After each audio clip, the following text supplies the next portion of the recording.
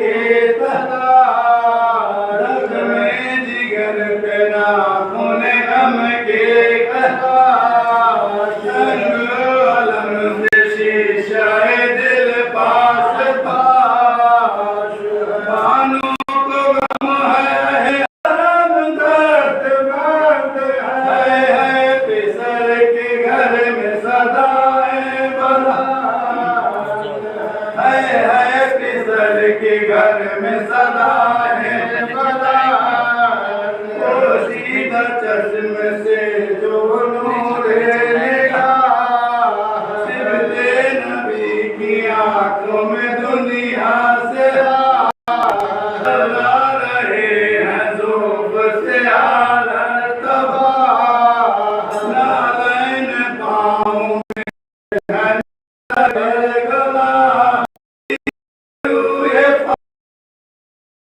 طلبوں پہ خاک ہے داون ترک کے بعد غریبان چاک داون ترک کے بعد غریبان چاک چلاتے ہیں کہ باپ کے پیارے کدھر اے نور چشم آنکھوں کے تارے کدھر اے میری زندگی کے سہارے کدھر پہنچا کے ہم کو گور کنارے کدھر اندھیر ہے جہان تمہیں پائے گا کدھر آواز لوگے تم تو چلائے گا آواز لوگے تم تو چلائے گا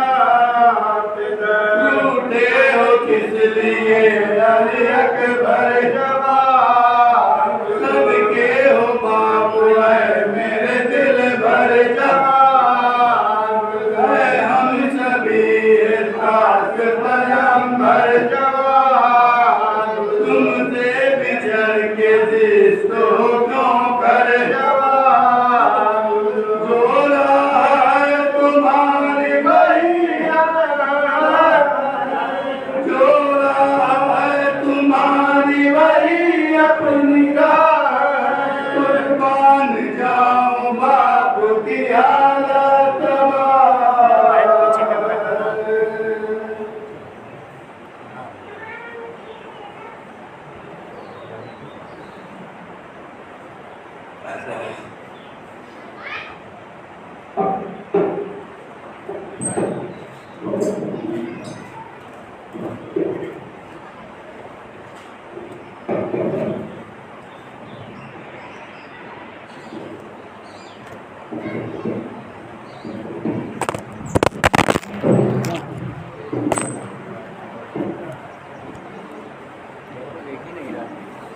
میرے پاس بھیجو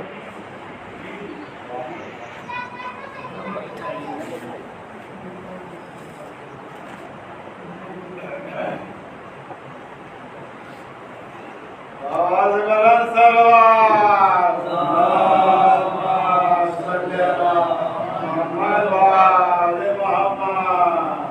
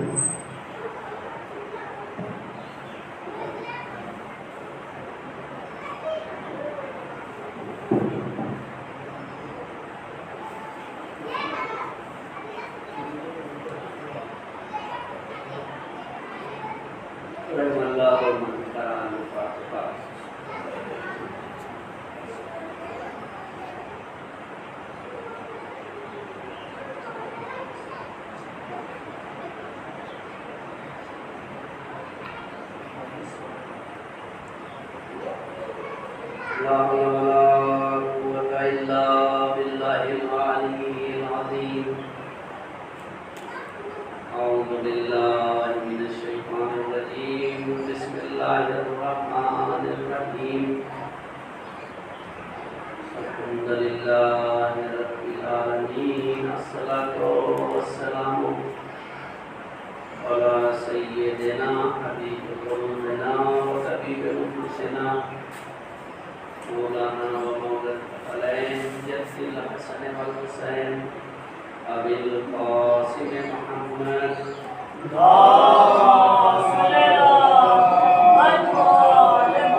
الطيبين الطاهرين المعصومين والمظلومين ولعنة الله على أعدائهم أجمعين من الآن إلى يوم الدين آمين يا رب العالمين بسم الله الرحمن الرحيم كتب حسين بن علي عليه السلام في وصيته إني لم أخرج أشرا ولا ظالما ولا مفسدا بل خرجت لطلب الإصلاح في أمة جدي نريد أن نأمر بالمعروف وننهى عن المنكر وأسرع بسيرة أبي وجدي رسول الله صلى الله عليه وآله وسلم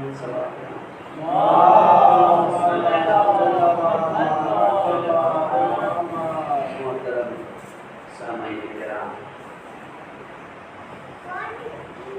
عنوان گفتگو یہ ہے کہ کربلا کا قیام کیا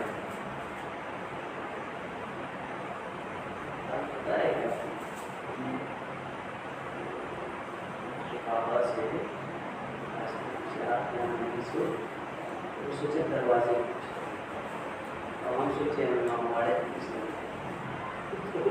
نہیں ہو ہمیں کیا کوئی سوچ مریض نہیں پڑتا ان کا شام میں تو ہو گئی کرتا سوچے لگتا ہے یہ والی ہو گئی اس لیے جو ہے نہیں اچانک یہ وہ مجلس علی ہونی ہے تو تھوڑا سا اس وجہ سے لیکن 9 بجے شروع ہو جاتی سوا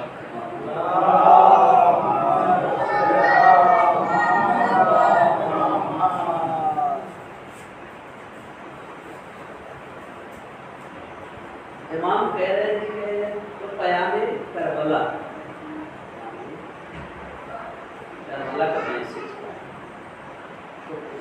کتنی چیزوں میں بحث ہوتی ہے عقیدہ اور عمل دونوں میں توحید ہونی چاہیے اس طرح سے مانتے ہیں کہ خدا ایک ہے اس کا کوئی شریک نہیں ہے جزا اور سزا وہی دے گا روز قیامت کا مالک وہی ہے عمل میں بھی وہی ہمارے ایسا نہ ہو کہ عقیدہ ہمارا یہ ہے کہ قیامت ہے یعنی کہنے کی خدا ایک ہے عمل کے اندر ہمارے کوئی دوسرا شریک ہو جا رہا ہے ہم نماز پڑھ رہے ہیں مثلا نماز میں کسی دوسرے کو دکھانے کا خیال آ گیا ہم مجلس کر رہے ہیں تو مجلس بجائے یہ کہ تقرب اللہ اس کا مقصد ہو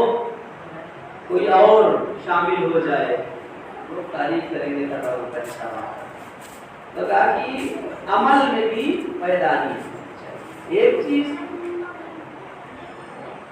دوسری بات یہ تھی کہ توکل یعنی ہم جو بھی کام کریں اس کام کو خدا کے حوالے کریں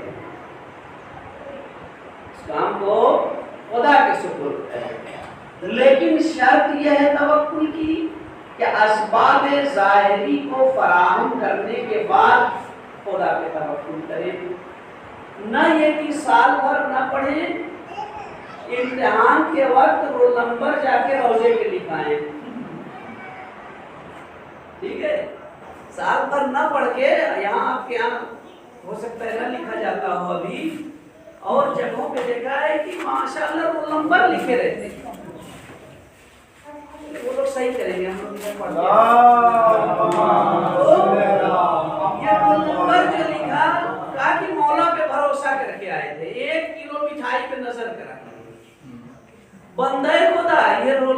جو لکھا ہے یہ توکل غلط ہے تمہارا مولا پہ. مولا نے اپنے کام کو اگر اسی توکل پہ چھوڑا ہوتا تو کربلا نہ جاتے. فرشتے مدد کے لیے آئے ہیں امام حسین علیہ السلام کی. اجنہ آئے ہیں. امام سے کہا کہ ایسا ہے کہ کہاں جا رہے ہیں مت جائے. پھر کہاں ہم جاتے. تم تو جاؤ گے تم کو وہ دیکھ نہیں سکیں گے. اجنہ نے کہا کہ ہم انسانوں کی شکل اختیار کریں آپ نہ جائیے. اور فوج یزید کو تہس نہس کر دیں گے. تو جہاں تک ہمیں یاد آ رہا ہے امام حسین علیہ السلام نے ایک جملہ کہا اگر فوج یزید کو ختم کر دینا مقصد ہوتا تو اس کے لیے تنہا حسین کافی ہے تمہاری ضرورت نہیں. تو امام نے بھی خدا کے بھروسے کوئی کام نہیں چھوڑا.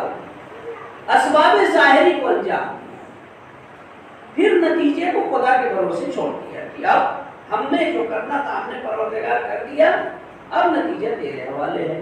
تو دوسرا پیام ہم کو جو کربلا سے ملا وہ یہ ملا کہ توکل کرنا ہے خدا. اور قرآن کی آیتیں ہم نے پیش کی جس کو پڑھ چکے ہیں. تیسری چیز کیا تھی کسی کو یاد ہے تیسری چیز؟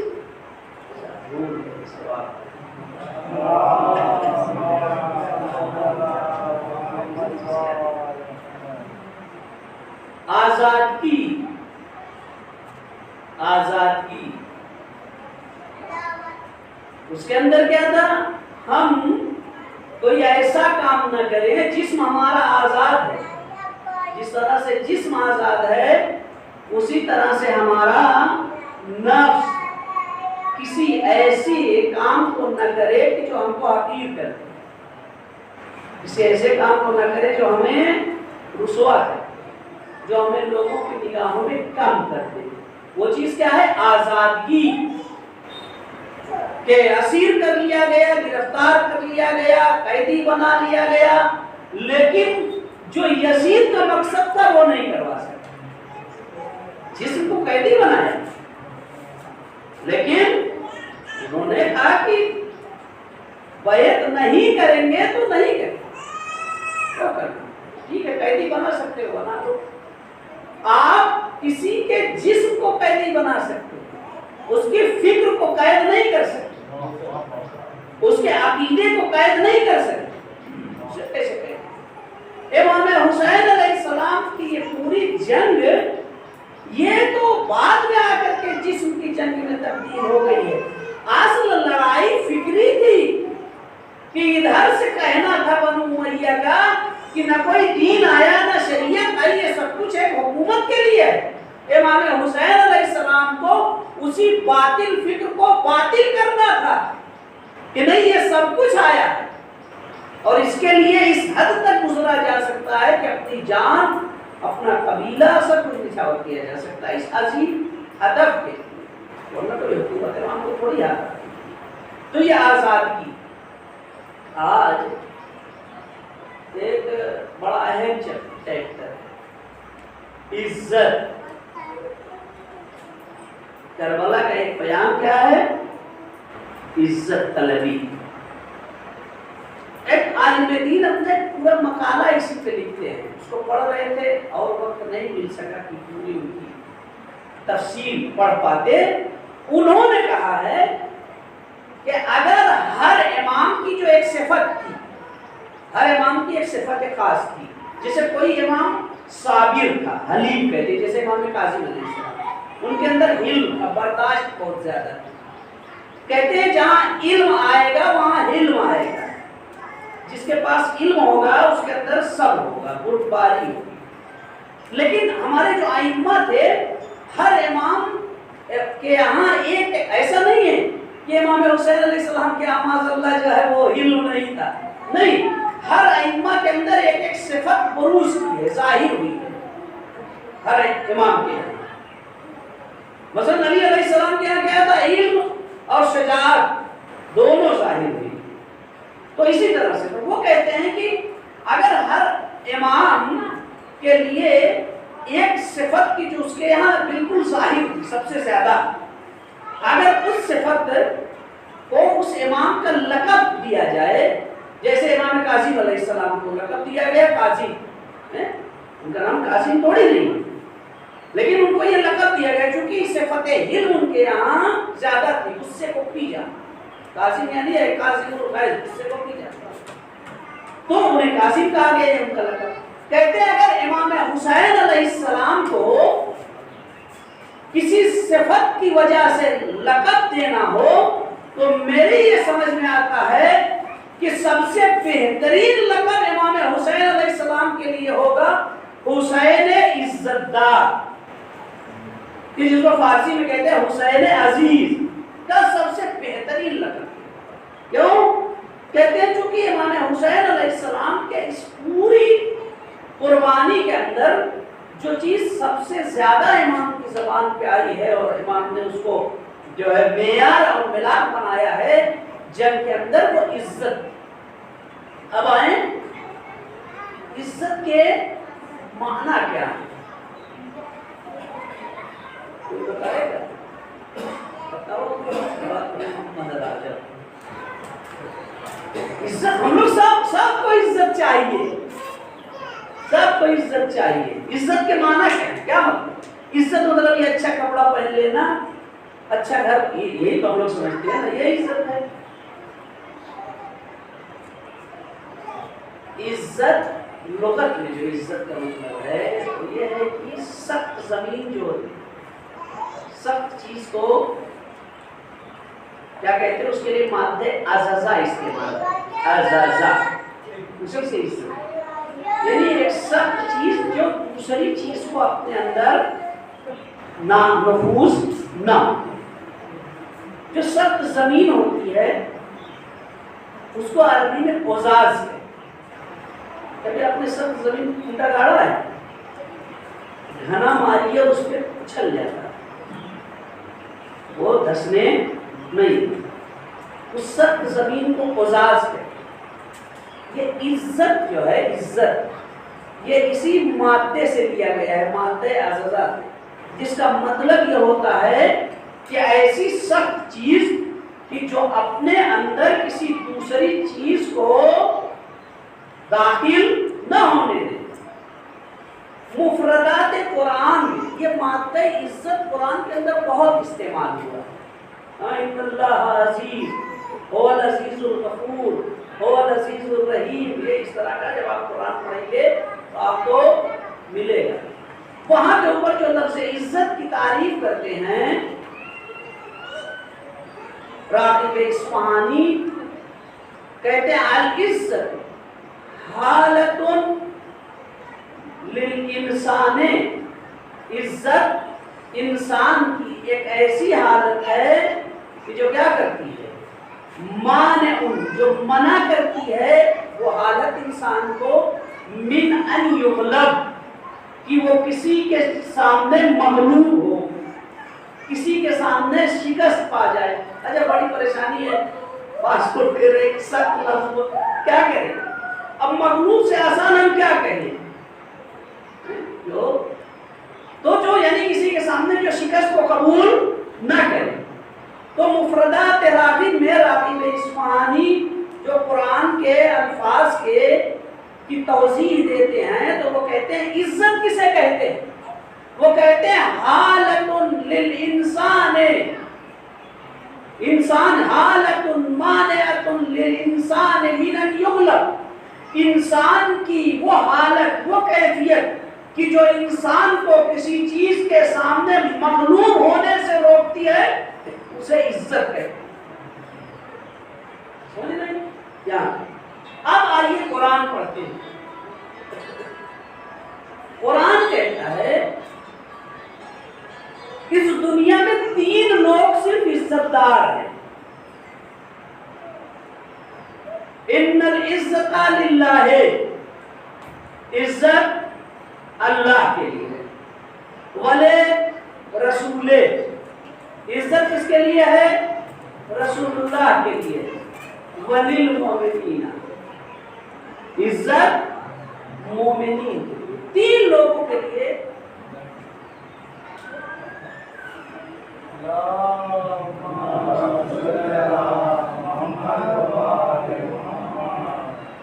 جب سے ہم ہوش سنبھالے ہیں بچپن سے مجلس میں مائک ضرور خراب ہوتا ہے. اچھا اور وہ وہی مائک مجلس میں جو خراب ہوتا ہے پہلے وہ چوڑا والا رہتا تھا ایسے پورا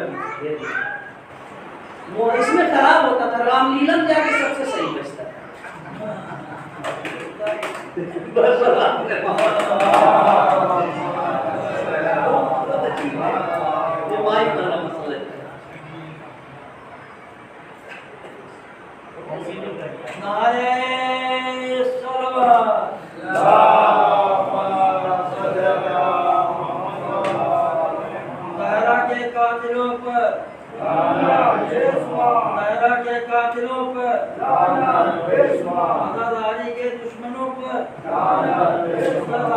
دشمنوں کے نعرے حیدری حیدری حیدری. قرآن نے کیا کہا؟ ان العزت للہ، عزت اللہ کے لیے،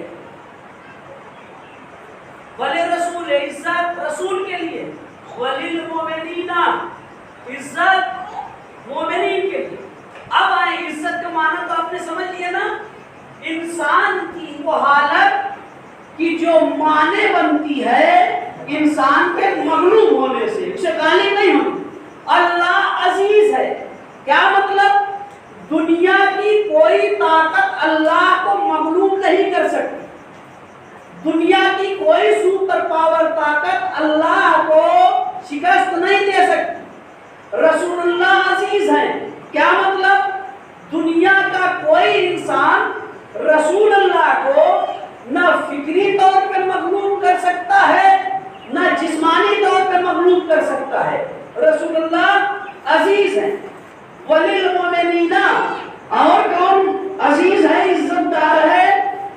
مومنین، جو ایمان لے آئے.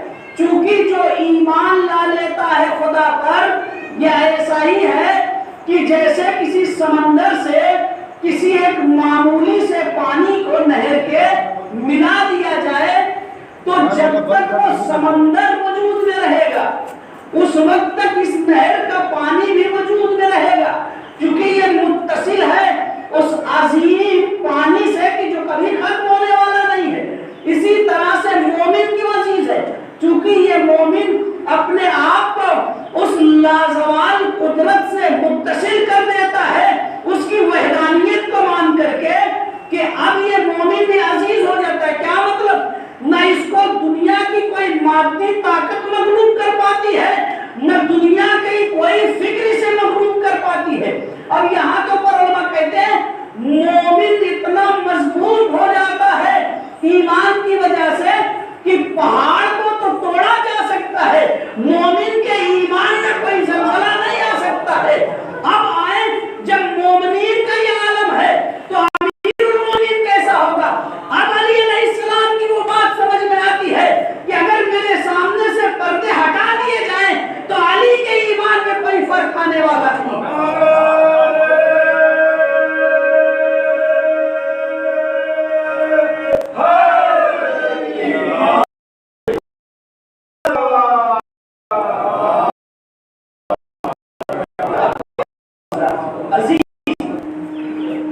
عزت دار تو عزت مومنین کے لیے ہے، عزت اللہ. اب آئیں کرتے امام حسین علیہ السلام کو قدم بہ قدم دیکھیں. سب سے پہلے مرحلے میں امام نے کیا کہا؟ امام نے کہا کہ مثلی لا یبایع مثلا، میرے جیسا یزید جیسے کی بیعت نہیں کرے گا. یہ امام نے کیوں کہا؟ یہ اس لیے کہا کہ یزید اپنے بیعت کی نجاست کو، بیعت یعنی پستی، ان کو اللہ نے بلند کیا. اسی لیے تو پہلے کہا نا ایھا الامیر انا اہل بیت النبوہ، ہم نبوت کے، یہ نہیں کہا نبی کے اہل بیت ہے، نبوت کے اہل بیت ہے.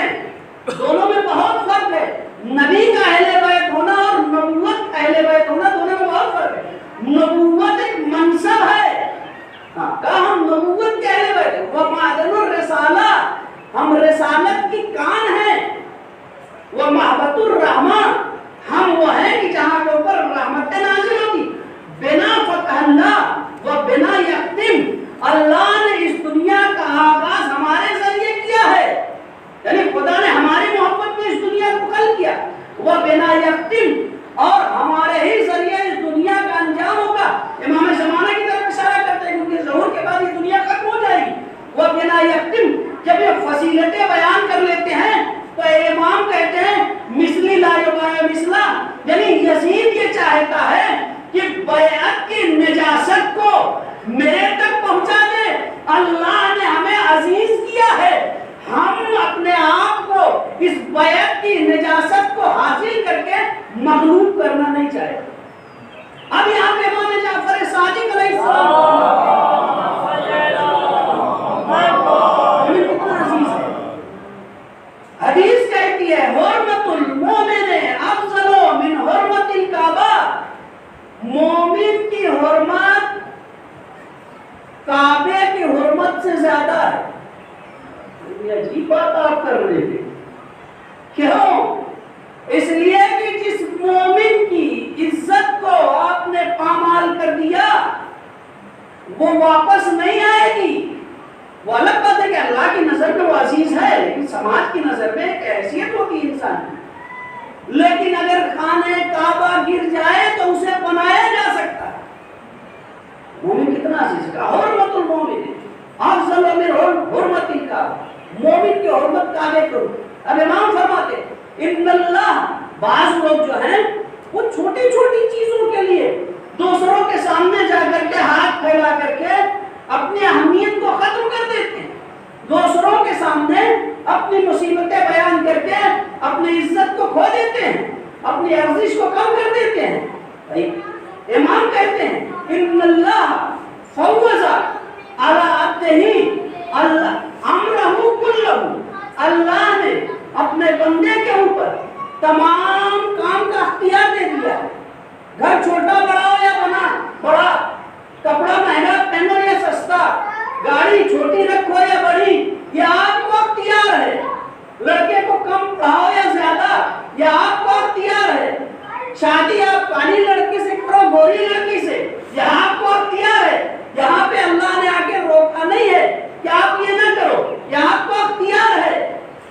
لیکن ایک چیز کا اختیار آپ کو نہیں ہے, وہ کیا؟ امام کہتے ہیں ان اللہ فوض الامر کلہ علی عبدہ. اللہ نے اپنے بندے کو تمام چیزوں کا اختیار دیا. ولم یفوض علیہ ان یکون ذلیلا.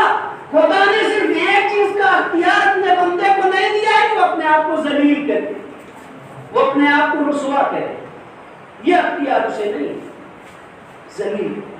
اب آئیں آہستہ آہستہ آہستہ بلا کی طرف لے چلتے ہیں. آپ ایک نعرہ آپ لوگ سنتے ہوں گے, حیات من نصر اللہ. پوری بات مولانا لوگ نہیں پڑھتے, سلوات پڑھے محمد.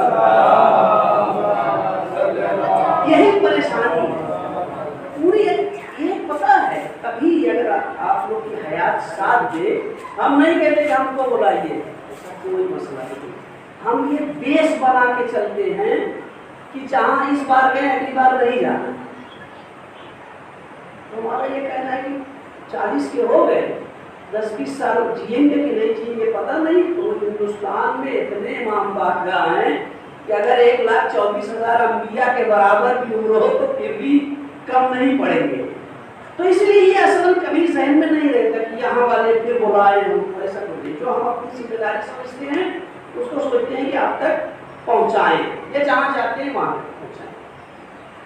کبھی ایک عالم دین کو بلائیے اور اس سے کہیے کہ تم امام حسین علیہ السلام کے بارے میں بالکل جب سے وہ مدینے سے نکلے ہیں کربلا تک ہے پورا بتاؤ, کچھ چھوڑو مت. اس کو ہم سنیں پوری تاریخ, اس کو سنیے تاکہ پوری بات سمجھ میں آئے. 5 مہینہ امام حسین علیہ السلام 4 مہینہ 5 روز مکے میں رہے ہیں. کبھی پتہ چلا آپ کو کیا کیا؟ 28 رجب کو ہم نے امام کو مدینے سے خروج کرایا اور 8 تاریخ کو حج کو عمرے سے بدلوایا, 2 محرم کو کربلا. اس کے علاوہ تاریخ سنتے ہیں اور کچھ کیوں سنا نہیں سنا؟ کب سنیے گا؟ قبر میں جب ملک فرشتہ آگے کہے گا اس مائی فام سنا اور سمجھ. چونکہ پڑھے گا نہیں انسان, اور سب کا پڑھنا, بعض کتابیں عربی میں, بعض فارسی میں, بعض اردو میں. تو سنیے تفصیل سے ختم کے امام نے کیا کہا ہے راستے میں, کس سے ملاقات ہوئی, کیا کہا, وہاں پہ کیا کہا, تو آپ کو پورا پتہ چلے گا سلسلے وار. یہ ہوا تھا، 2 محرم کو کیا ہوا، 3 کو کیا ہوا، 5 ہمارا تو ایک موضوع کلی ہے جو ہر جگہ سے لے کر کے آپ کو بتا رہے ہیں۔ امام حسین علیہ السلام نے جو یہ جملہ کہا ہے کربلا میں جا کے، اور اس کے پہلے امام کا جملہ ہے، تو وہ ادھر سے بار بار یہ ہو رہا تھا کہ بیعت بیعت بیعت کیا کروں، اس کے لیے کوئی اشارہ نہیں ہے، یا بیعت یا جو ہے جنگ، اور کوئی راستہ نہیں۔ تو امام حسین علیہ السلام نے یہاں کے اوپر یہ جملہ کہا الا ان الدئی وابن الدئی قد رکزنی بین السلۃ والذلہ، آگاہ ہو جاؤ کہ یہ زانی اور زانی کی اولاد نے، یہی جملہ امام کا ہے، ان الدئی یہ زناکار اور زنازادے نے مجھے 2 چیزوں کے درمیان میں رکھ دیا ہے، قد رکزنی بین السلۃ والذلہ، اس نے مجھے 2 چیزوں کے درمیان میں لا کے کھڑا کر دیا ہے کہ یا تو تلوار چلاؤں یا ذلت کو اختیار کروں۔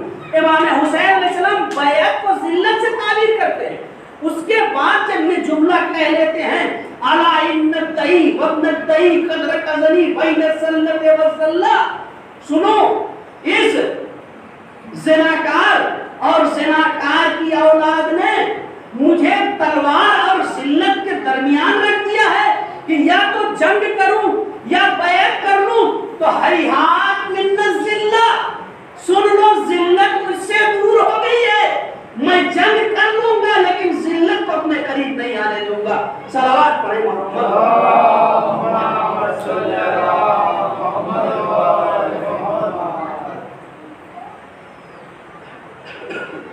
بہت لوگ امام کو مشہور ہے، جب سے امام مدینے سے چلے، جناب ام سلمہ نے روکا، عبداللہ ابن جعفر جو جناب زینب سلام اللہ علیہ کے شوہر ہیں، یہ باقاعدہ امان نامہ لے کر کے کہ چلیے جو ہے آپ کی واپس چلیے، آپ کی جان کو امان، باقاعدہ انہوں نے گفتگو کیا، سعید نام تھا یزید کے گورنر ہے جو بعد میں بنا کے بھیجا گیا، اس سے گفتگو کیا، امیر حج مکے کا امیر حج، امام نے گفتگو کیا، امان نامہ اور کہا کہ کہیں چلے آئے مدینے، امام یہاں بھی نہیں ہوتے۔ محمد حنفیہ نے یہاں بھی روکا، مکے آئے محمد حنفیہ حج کے، وہاں امام حسین علیہ السلام، وہاں کے اوپر بھی امام نے چاری طرف اور صلاح کیا، ایسا ہے کہ آپ پہاڑوں کے پیچھے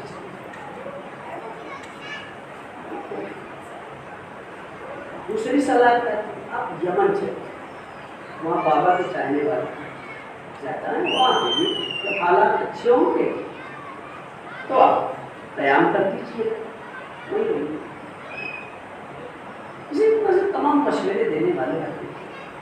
عبداللہ ابن عمر آئے جب رسول اللہ میں جائے، سارے لوگ، عبداللہ ابن زبیر جو بعد میں انتقام خون حسین کے نام پر حکومت حاصل کیا اور پھر جو ہے وہ کیا کہتے ہیں انہی کے لوگوں کو مارا، عبداللہ ابن زبیر نے حسین نہ جائیے مکے میں رہ جائیے، کچھ دفعہ مکے میں پناہ لے گئے۔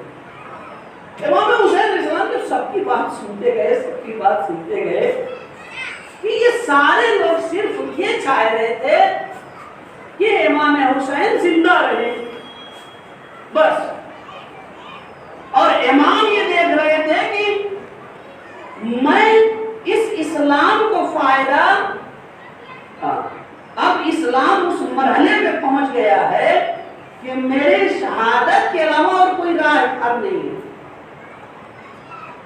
امام یہ دیکھ رہے تھے، یہ لوگ سوچ رہے تھے بس حسین کسی طرح بچ جائیں، میرے عزیزوں امام حسین ضرور بچ جاتے، جو راستے امام کو بتائے جا رہے تھے، لیکن پھر یہ اسلام نہ بچ پاتا، پھر جس طرح سے انجیل میں تبدیلیاں کر دی گئی، یہ قرآن بھی بدل دیا جاتا۔ شاید آج حج اس احرام میں نہ ہوتا جو احرام رسول کے زمانے میں رائج ہوا، شاید آج وہ طواف ہوتا، لیکن اس زمانے جاہلیت والا طواف ہوتا کہ جب بغیر لباس کے وہ طواف کیا کرتے تھے۔ یہ صورتیں بدل نہیں ہوتی۔ امام حسین علیہ السلام یہ محسوس کر رہے تھے کہ ہمارے اس جنگ نہ کرنے سے یہ مشکلات پیش آئیں، لیکن جب لوگوں کو بڑی فکر تھی کہ امام حسین علیہ السلام بچ جائیں بچ جائیں بچ جائیں، جو آتا تھا وہ ڈراتا تھا، جو آتا تھا وہ جان بچنے کی صلاح دیتا۔ بس آخر میں امام نے ایک جملہ کہا اور وہ بڑا مختصر کا موتن فی عزن خیر من حیات فی ذل، عزت کے ساتھ مر جانا ذلیلانہ زندگی سے بہتر ہے۔ یعنی امام نے بتایا تم لوگ جس زندگی کا مجھے مشورہ دے رہے ہو وہ ذلت ہے، زندگی نہیں ہے، اور ذلت کے ساتھ جینا یہ مومن کی شان نہیں ہے۔ صلوات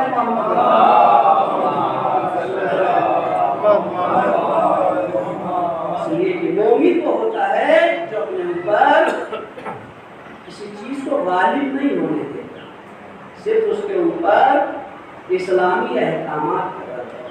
موت فی الذل خیر من حیات فی ذل، عزت کے ساتھ مر جانا ذلت کی زندگی سے بہتر ہے۔ تو کربلا کا یہ پیغام ہے، کربلا کا یہ میسج ہے کہ ہم عزیز بن جائیں، ہم اپنے اوپر کسی چیز کو غالب مطلب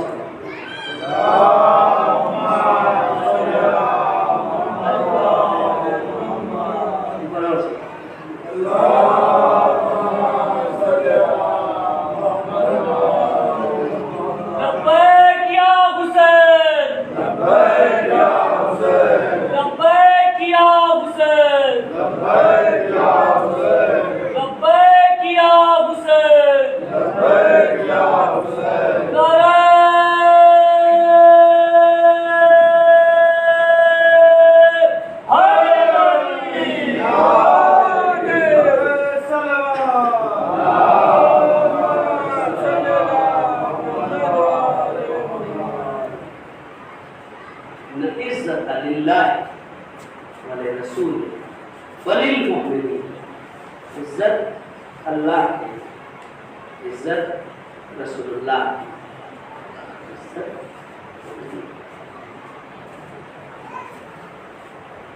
شجاعت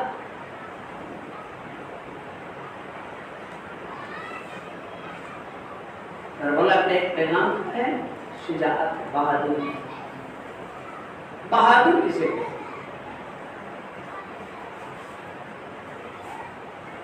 ہم لوگ سوچتے ہیں کہ جو لڑے وہی بات کہتے ہیں۔ غصہ جو ہوتا ہے حد اعتدال میں رہے، کسی ناگوار چیز کو دیکھنے کے بعد نہ حد سے زیادہ بڑھے اور نہ حد سے زیادہ گھٹے۔ حد سے زیادہ بڑھے گا تو پھر وہ کیا کہے کچھ نہیں سمجھ پائے گا۔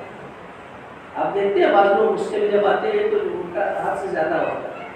غصہ آنا ضروری ہے، اگر یہ غصہ حد سے زیادہ گھٹ گیا تو ہم تو مذاق میں کہتے ہیں، آپ لوگ سے بھی کہہ دیتے ہیں کہ یہ کیسے سمجھے کہ ہمارا غصہ حد سے زیادہ گھٹ گیا ہے، تو ہم اپنی طرف کہتے ہیں کہ جب بیوی یہ کہنے لگے یہ تو غصہ ہی نہیں ہوتے، تو سمجھ لو کہ کام تمہارا تمام ہو چکا ہے۔ اس لیے کہ غصہ آنا یہ انسان کے صفات میں سے کہ غلط بات پر اسے غصہ آئے۔ مثلاً ابھی یہی کہ اگر کوئی غلط حرکت کرنے لگے تو لازمہ اس کا ہے کہ ہمیں غصہ آئے۔ اگر غصہ نہیں آتا ہے تو ہمیں سوچنا چاہیے کہ کیوں نہیں آتا۔ نہیں، غصہ آئے لیکن غصے کے بعد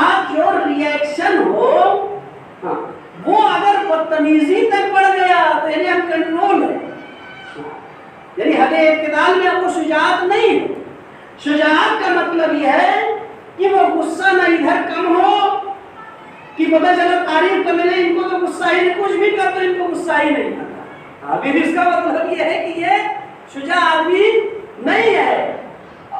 اور دوسری طرف یہ ہے کہ یہ حد سے زیادہ بڑھے. تو غصے کے لیے یہی تعریف کی، ارے شجاعت کی یہی تعریف ہے. کہتے ہیں غصہ حد اعتدال میں رہے، نہ اس میں افراط ہو کہ حد سے زیادہ بڑھ جائے، نہ اسے حد سے زیادہ بڑھے گا تو اسے تحور کہتے ہیں، اور اگر حد سے گھٹے گا تو اسے جبن کہتے ہیں کہ کوئی ان کے لڑکے کو بلا وجہ مار رہا ہے اور ان کی ہمت بھی نہیں ہے کہ بول سکے. کوئی ان کے حق کو غصب کر لیا ہے، ان کی ہمت بھی نہیں ہے کہ اس کے سامنے کہہ سکے کہ تم نے ہمارے حق کو مار لیا ہے. اگر اس کنڈیشن میں پہنچ جائے کہ اتنی بھی سے ہمت نہ ہو تو اس کا مطلب یہ غصہ ہے، اس انسان سے اس کو غصہ ہے، لیکن سامنے کہنے کی ہمت نہیں. اگر سامنے کہنے کی ہمت نہیں ہے تو اس کا مطلب یہ شجاع نہیں. امام حسین علیہ السلام ایسے شجاع تھے کہ جنہوں نے جب پہلی خلافت منبر پہ تھی تو امام نے کہا یہ تیرے باپ کا منبر نہیں ہے، میرے باپ کا منبر ہے. دوسری خلافت کے زمانے میں بھی امام نے یہی جملہ کہا یہ میرے باپ کا کہا، میرے باپ کے منبر سے اتر جا میرے نانا کے، یہ تیرے باپ کا منبر نہیں میرے باپ. اور دونوں خلافتوں نے مجبور ہو کر کے قبول کیا کہ حسین صحیح کہہ رہے ہیں، یہ شجاع آدمی کا کام ہے. ضروری نہیں کہ تلوار چلا جائے. جہاں شجاعت یہ ہے کہ مشکلات اور مسائل اور تکلیف میں انسان اپنی جگہ کے اوپر محکم کھڑا ہے، اسے کہتے ہیں شجاعت. کہتے ہیں نا جناب زینب سلام اللہ علیہ کی شیر دل پہ علی کی شجاع میں، تو جناب زینب نے کون سی تلوار چلائی؟ اگر آپ کہیں گے کہ تلوار چلانا یہ شجاعت ہے تو جناب زینب سلام اللہ علیہ نے کوئی تلوار نہیں چلائی، امام حسین علیہ السلام نے چلائی ہے. کیوں شجاع کہتے ہیں؟ اس لیے شجاع کہتے ہیں کہ جناب زینب سلام اللہ علیہ نے بھائی مار دیا گیا، ساری مصیبتیں آ گئی، دیار میں دیار گرایا گیا، لیکن جناب زینب سلام اللہ علیہ کا غصہ نہ تو حد سے آگے بڑھا کہ تاریخ کوئی نازیبا لفظ جناب زینب کے بارے میں لکھ سکے، اور نہ اتنا گھٹا کہ دربار میں تلواروں کے بیچ میں زینب ڈر گئی ہو، بلکہ جب دربار میں پہنچی ہیں تو ڈٹ کے یزید کا مقابلہ کیا ہے اور 2 خطبے دیے ہیں، ایک کوفے میں اور ایک شام میں، کہ جس کو تاریخ نے ثبت کیا. یہ خطبوں کا دینا اس پراشوق ماحول میں یہ بتاتا ہے کہ جناب زینب کے یہاں اسی طرح سے شجاعت تھی جس طرح سے حسین کے پاس شجاعت تھی. حسین نے اپنی شجاعت کو ہم گفتار کے ذریعے اور ہم تلوار کے ذریعے دونوں دکھایا. جناب زینب نے تلوار تو نہیں چلائی لیکن گفتار کے ذریعے اپنی شجاعت کا مظاہرہ کبھی کوفے کے بازار میں کیا، کبھی دربار یزید میں کیا. یہ شجاعت.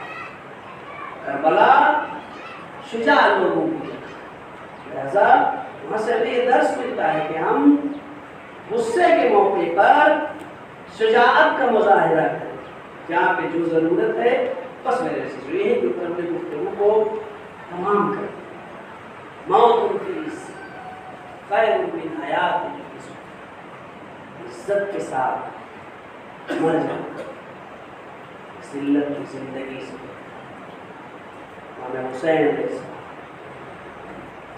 نانا کے دین کی عزت، کہ نانا کا دین مغلوب پورے خاندان.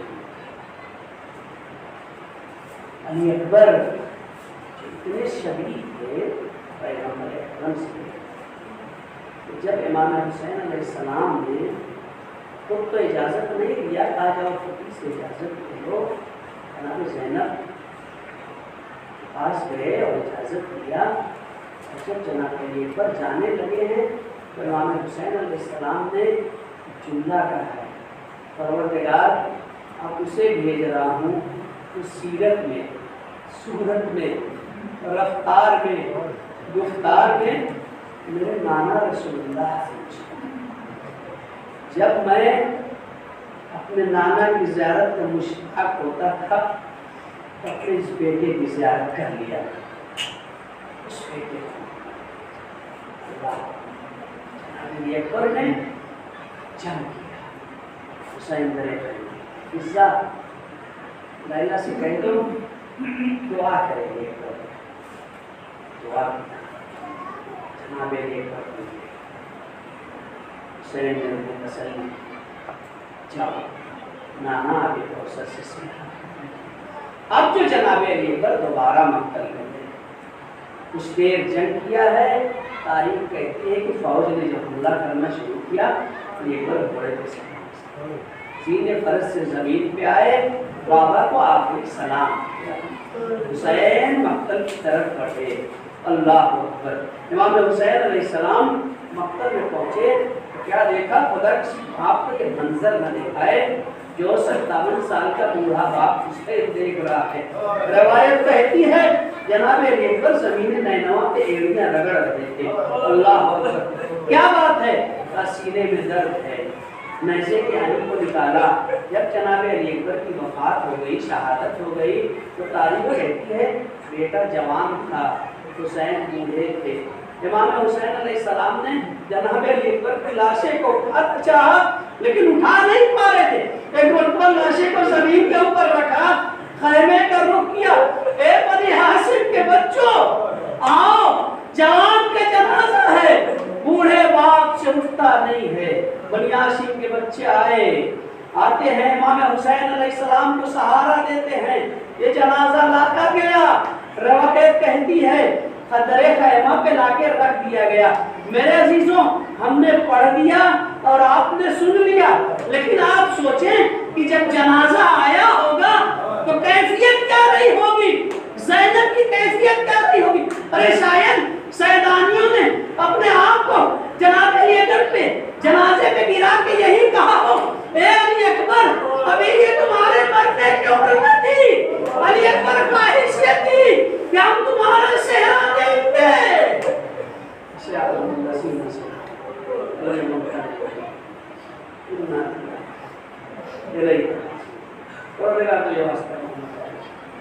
اس مختصر سے جو بیمار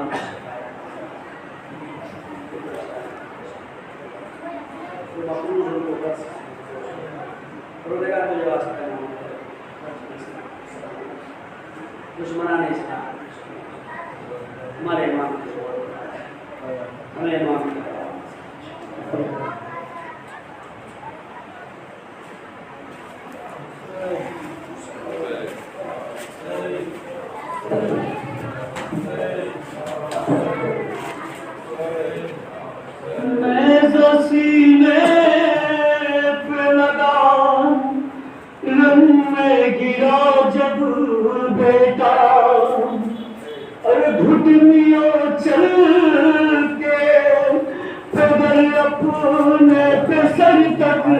پہنچا آئی اکبر کی صدا آئیے پیارے بابا روکتا ہے میری سانسوں کو یہ پھل برچھی کا نکل رہی ہے میرے تن سے میری جان بابا نکال لیجیے سینے سے اب سے نا بابا نکال لیجیے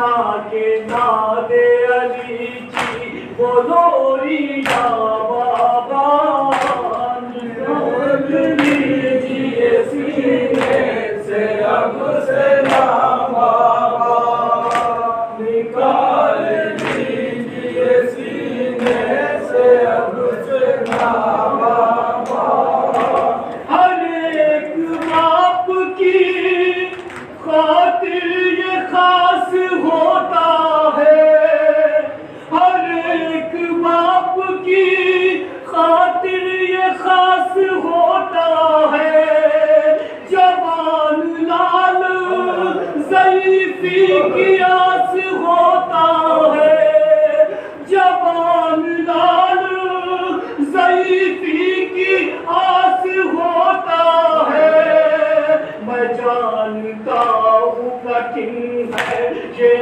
तेरा बाबा निकाल लीजिए सीने से अब से नाम बाबा निकाल लीजिए सीने से अब से नाम बाबा रुख अपना फेर दे कुछ पल को जानिबे दरिया रुख अपना फेर ले कुछ पल को जानिबे दरिया बेदर है आप ये मंजर न देखा जाएगा बेदर है आप ये मंजर न देखा जाएगा कज़ा की आती है अब मुझको हिचकियाँ बाबा निकाल लीजिए सीने से अब से नाम बाबा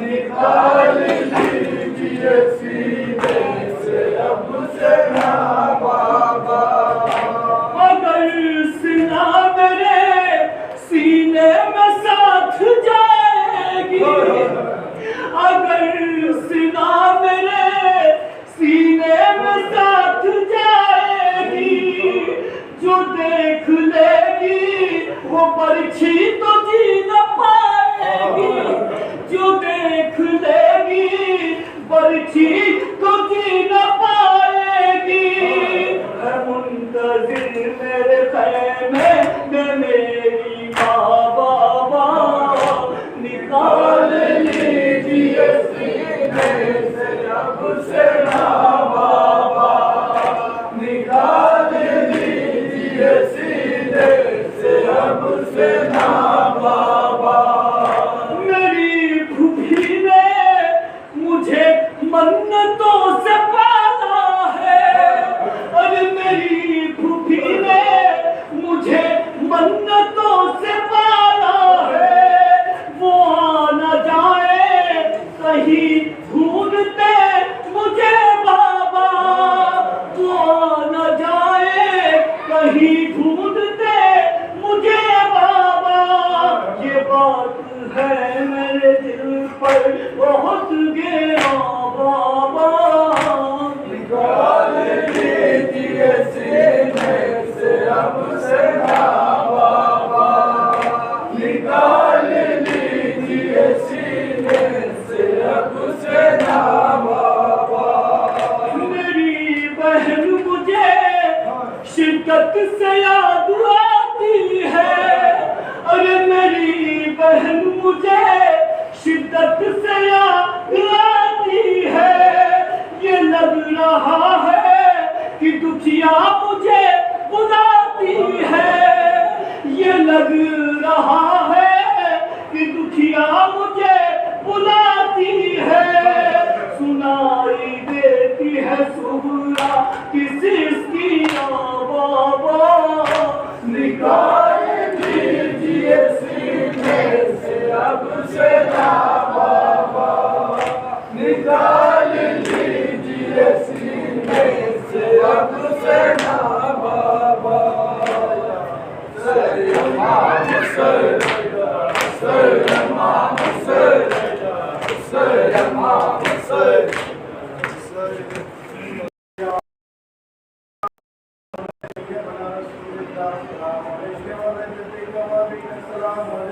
السلام علیکم السلام علیکم ورحمۃ اللہ